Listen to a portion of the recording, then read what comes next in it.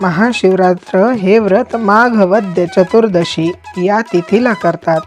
या दिवशी शिवतत्व नेहमीपेक्षा सहस्रपटीने अधिक असते. शिवतत्वाचा जास्तीत जास्त लाभ मिळवण्यासाठी या दिवशी शंकरांची भावपूर्णरित्या पूजा अर्चना करावी आणि ओम नमः शिवाय हा नामजप करावा. उपवास, पूजा आणि जागरण ही महाशिवरात्र व्रताची 3 अंगे आहेत.